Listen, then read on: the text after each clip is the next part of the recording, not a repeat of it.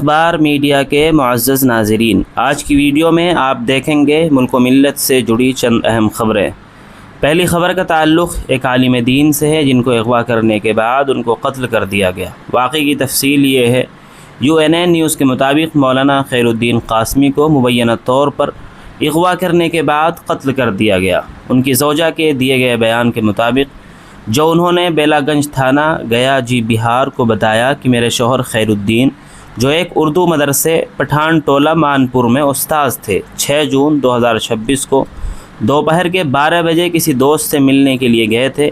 اس بیچ 2-3 بار phone پر بات ہوئی، سب کچھ ٹھیک تھا۔ پھر شام 6 بجے فون کرنے پر بتایا کہ رات کھانے سے پہلے میں گھر پہنچ جاؤں گا۔ پھر 8 بجے فون کیا تو فون بند آیا اور رات کے قریب 1 بجے سوشل میڈیا کے ذریعے پتہ چلا کہ ریلوے لائن کے کنارے ان کی لاش ملی ہے اور وہ ہمارے شوہر ہیں۔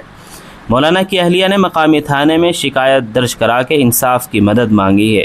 اللہ رب العزت مولانا کی مغفرت فرمائے اور ان کے اہل خانہ کو صبر جمیل عطا کرتے ہوئے ظالموں کو نیست و نابود کرے اور ملک کے تمام مسلمانوں کی جان و مال، عزت و آبرو کی حفاظت فرمائے۔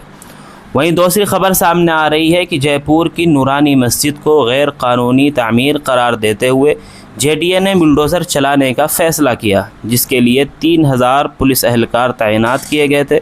یہ مسجد 45 سال پہلے 1981 میں تعمیر کی گئی تھی۔ سڑک کی چوڑائی کے منصوبے کے تحت نورانی مسجد اور ایک مزار، 2 مندروں کو ہٹانے کی تیاری۔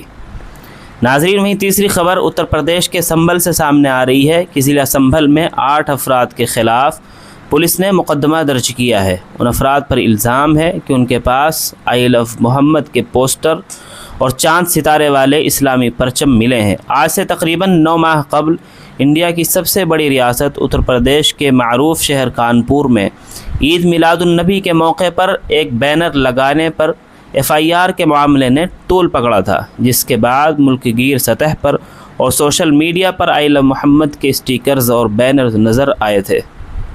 مسلمانوں کے علاوہ دیگر حلقوں کی جانب سے بھی اس کارروائی کی مخالفت کی گئی تھی۔ متعدد شہروں میں ہونے والے احتجاجی مظاہروں کے دوران پولیس سے الجھنے اور جھگڑا کرنے کے الزام میں متعدد افراد کے خلاف الگ الگ مقدمات بھی درج کیے گئے اور کئی افراد کو گرفتار بھی کیا گیا تھا۔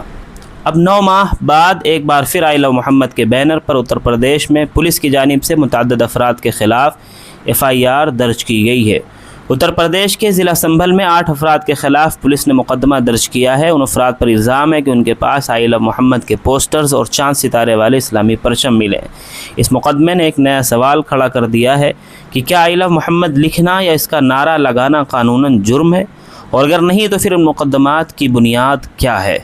تو ناظرین، آج کل کے حالات اتنے سنگین ہو گئے ہیں کہ جس کا اندازہ لگانا بہت مشکل ہے۔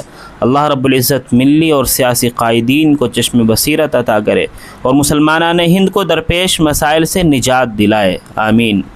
ناظرین، اس طرح کی بے شمار ملی اور ملکی مستند خبروں سے باخبر رہنے کے لیے ہمارے چینل الاخبار میڈیا کو سبسکرائب ضرور کر لیں۔ جزاکم اللہ، السلام علیکم ورحمۃ اللہ وبرکاتہ۔